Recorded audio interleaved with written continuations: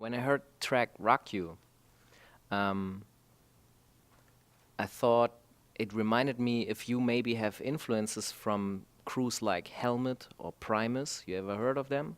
Of course. What do you, are they influences to you?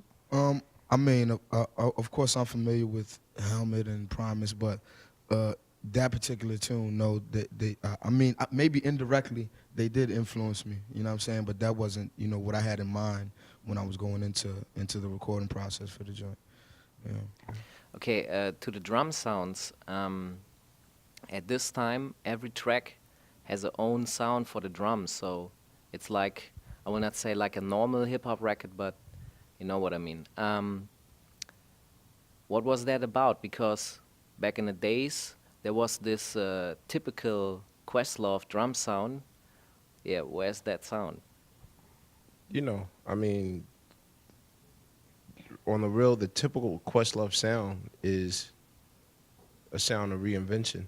You know, um, I knew that I had to up the standard or up the bar for what I could do musically, and plus technology.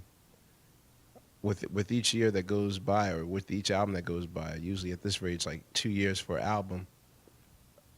There's brand new means of technology, and I'll say during the last album, I was more on a purist level of recording, using a lot of analog stuff, and I was really against Pro Tools and using like a lot of digital technology to mix my drums. But we did this session with Lenny Kravitz, like I'll say like 2 years ago, and he told me, it's like, look, man, because I was on him, like, you do all your stuff in Pro Tools now. You're not about the purist thing anymore. And he said, look, if Jimi Hendrix were alive, he'd be using Pro Tools. So I was like, oh, well, yeah, you're right. So pretty much during the mixing process, we just went all out with just finding different ways to experiment and to bring the drums and to dirty them. And, I just do it for my own personal pleasure. What are your thoughts about that? What's happening right now with maybe the war in Iraq and stuff like that? You know, my thoughts is, it is what it is. There is no thoughts on it. I'm not shocked at all at what's going on. Do I believe in war? Not necessarily.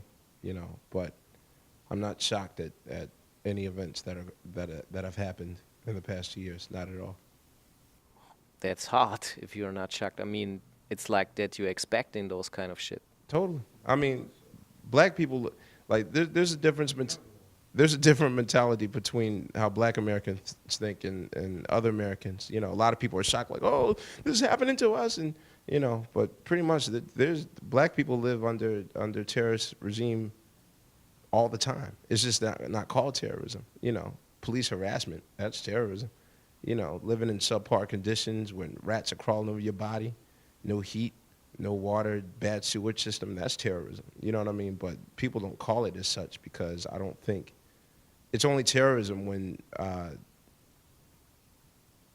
the people that are affected by it, are people that are actually looked at as humans, and pretty much in the last 200 years, black people have just been thought to be as human, and even in the law books, like black people were thought as 3/5 of human beings, like not real human beings, but you're just 3/5 of a human. So, pretty much people don't look at as police brutality or miseducation of people or any of that thing as in a compassionate light, But once it starts happening to everyone else, then it becomes, over in Croatia, it's hell every day for somebody, Now that it's starting to be hell over here, then it's like, it's an emergency,